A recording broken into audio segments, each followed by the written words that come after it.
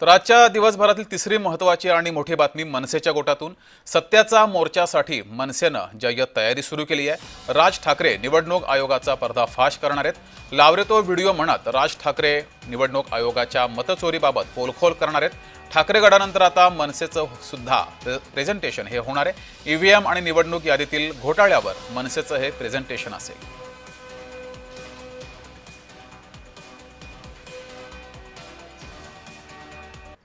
उद्याचा मेळावा अतिशय महत्त्वाचा आहे आणि मी तुम्हाला सांगितलं की जी प्रक्रिया चालू झालेली आहे, मतदान चोरीची जी उघडकीस आणण्याची जी प्रक्रिया चालू झाली आहे, त्या प्रक्रियेचाच उद्याचा मेळावा हा एक भाग आहे।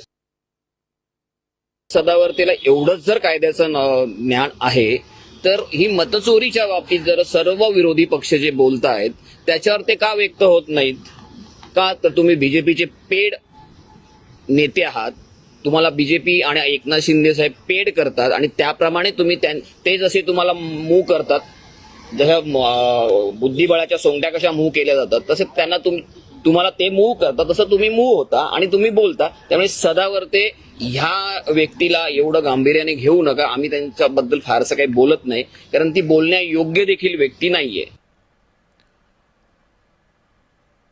तर मनसेकडून आता सुद्धा निवडणूक आयोगाचा पर्दाफाश केला जाणार आहे। राज ठाकरे स्वतः या संदर्भात लावरे तो व्हिडिओच्या माध्यमातून हा पर्दाफाश करतील।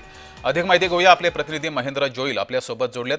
महेंद्र, काही दिवसांपूर्वी आदित्य ठाकरे यांनी वरळी मतदारसंघातील मतचोरीचा व्हिडिओ आणि पुरावे सादर केले होते। आता मनसे सुद्धा तसंच करणार आहे। मनसे एखाद्या कुठल्या तरी मतदारसंघाबाबत की संपूर्ण राज्यातील मतचोरीबाबत प्रेझेंटेशन करणार आहे?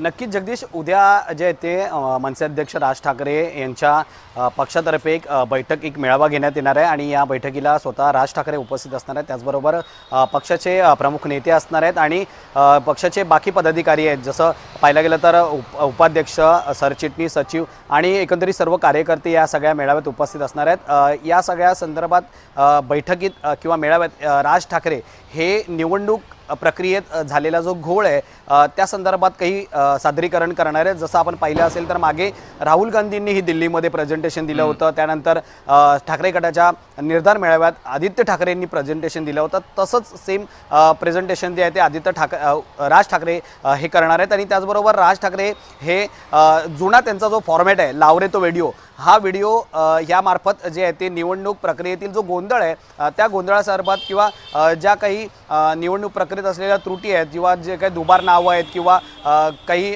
लोक अशी आहेत त्यांची नावं वेगळी आहेत, त्यांच्या वडिलांची नावं वेगळी आहेत, त्यांची वय वेगळी आहे, त्यांचे लिंग वेगळे आहे, या सगळ्या संदर्भात जे आहे ते राज ठाकरे एक प्रेझेंटेशन देणार आहेत आणि लावरे तो व्हिडिओ यामार्फत जे आहे ते निवडणूक प्रक्रिया जो गोंधळ आहे तो एकंदरीत दाखवला जाणार आहे। आणि या संदर्भात जर आपण पाहायला गेलं तर मनसेचे कार्यकर्ते हेही या विभागात फिरताना पाहायला मिळतात आणि जे ते स्थानिक जे लोक आहेत त्यांच्याकडून आपल्या आजूबाजूला असणारी लोक आहेत ती इथे राहतात का त्यांच्याबद्दल जे ते चौकशी करताना पाहायला मिळतात। याच पार्श्वभूमीवर आज अमित ठाकरे यांनीही राजगड या मनसेच्या मध्यवर्ती कार्यालयात काही पदाधिकाऱ्यांची बैठक घेतली। त्यामध्ये नाशिक, नवी मुंबई आणि पुण्यातील काही कार्यकर्ते होते। त्यांनी या संदर्भात जे आहे ते जो 1 तारखेला मोर्चा होणार आहे त्या मोर्चासाठी येथे या सगळ्या संदर्भात टी शर्ट ज्या आहेत त्या छापल्या गेल्यात आणि एकंदरीत पाहिलं गेलं तर उद्या नेमकं राज ठाकरे हे काय प्रेझेंटेशन देणार आहेत आणि निवडणूक प्रक्रियेत असलेला घोळ आहे तो कशा प्रकारे दाखवणार